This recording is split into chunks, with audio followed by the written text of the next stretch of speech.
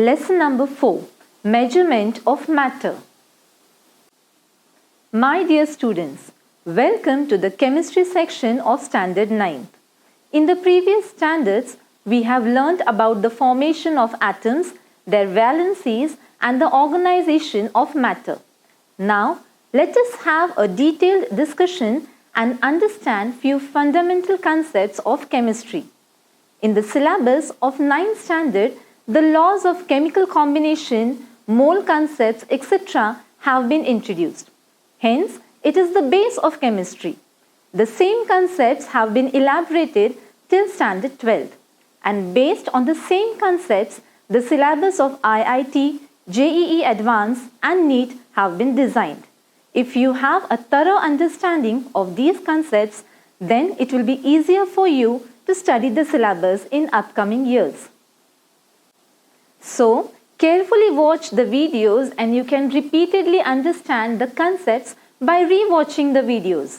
Many question and answers and examples have been solved in the software. You can practice them. Your writing speed and ease to solve examples will be enhanced. Chemistry is developed by many scientists after taking lots of effort, proper organization of concepts, etc. Study the laws, concepts, symbols and formulae developed by them and revise them. It is also helpful for you in daily life. I am sure you will start developing interest in chemistry. Let us see some fundamental concepts in chemistry. Let us revise Dalton's atomic theory that we have studied in the previous standard. Dalton was born in England in the year 1766. He was an excellent teacher. He studied chemistry for his lifetime and also raised many scientists. He proposed the atomic theory in 1808, which developed a new path for the study of chemistry. Hence, the people who were studying matter got a specific way. Following are the concepts of Dalton's atomic theory. The first one, everything in this world is composed of small atoms. They are the indivisible blocks of matter. The second, in any chemical reactions, atoms cannot be generated or destroyed. The third, all atoms of an element are identical in regards of shape, mass and valency. Fourth, but atoms of different element are different in regard to mass and their characteristics. The fifth one, a chemical reaction results in the rearrangement of atoms in the reactant and product compounds.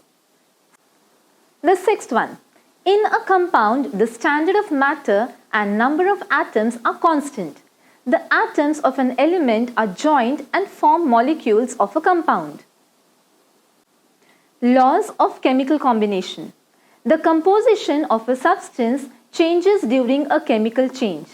The fundamental experiments in this regard were performed by scientists in the 18th and 19th century.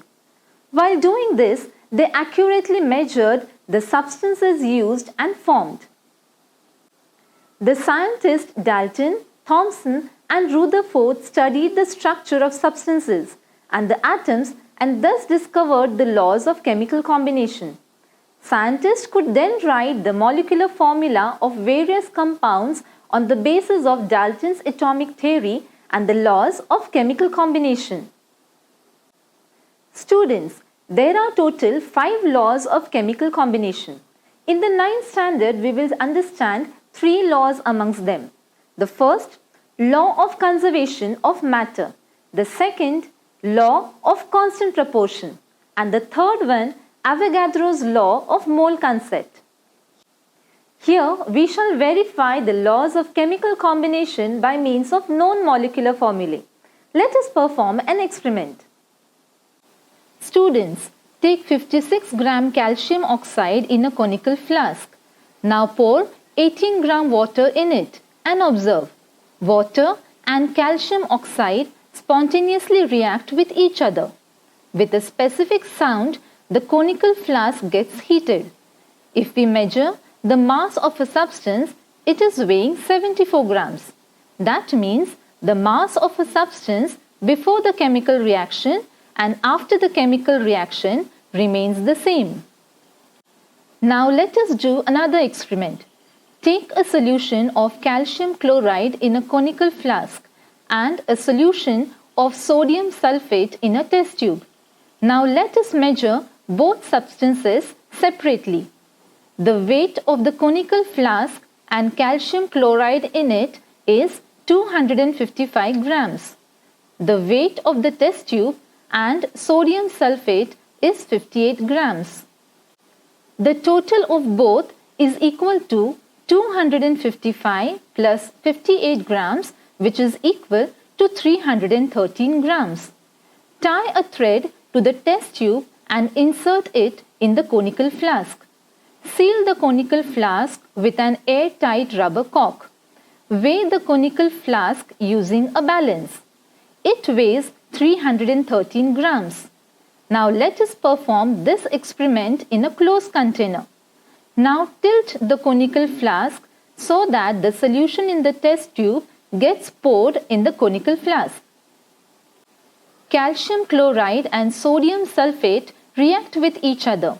So, Na2SO4 when added to CaCl2 gives us NaCl plus CaSO4.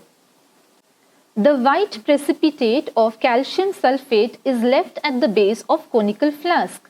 The solution of salt is in the conical flask. Now let us measure the weight of the conical flask. Oh, it is 313 grams. That means, students, the weight of the conical flask before and after the chemical reaction remains the same. Hence, the law of conservation of matter is implemented in the chemical reaction. Law of conservation of matter. Students, in 1785, the French scientist Antoine Lavoisier inferred from his research that there is no rise or drop in the weight of matter during a chemical reaction. In a chemical reaction, the total weight of the reactants is same as the total weight of the products formed due to the chemical reactions, and this is called the law of conservation of matter. Two molecules of hydrogen when added to oxygen gives water, that is 2H plus O gives H2O. The atomic mass of hydrogen is 1 and the atomic mass of oxygen is 16. Hence, the addition of left side is 2 into 1 plus 16, which is equal to 18, and the addition of right side is 18. C plus O2 gives CO2. C is equal to 12 plus 2 multiplied by 16, which is equal to 44, and 12 plus 32, which is also equal to 44. This is the first law of chemical reactions. Law of constant proportion. Students, French scientist J.L. Proust in 1794 stated the law of constant proportion as the proportion by weight of the constituent elements in the various samples of a compound is fixed. A chemical compound, no matter from which source it has been obtained, it will contain the same elements combined together in a fixed proportion by mass. Students, let us take samples of seawater, rainwater and borewell water. Now we will examine it. All these water samples contains H2O. The ratio of hydrogen and oxygen in water is 1:8. The atomic mass of hydrogen is 1 and mass of oxygen is 16. This means with 1 atom of oxygen, 2 atoms of hydrogen are combined. That means 1 gram of hydrogen combines with 8 grams of oxygen. It is 1:8. This means that 9 gram water is formed by the chemical combination of 1 gram hydrogen and 8 gram oxygen.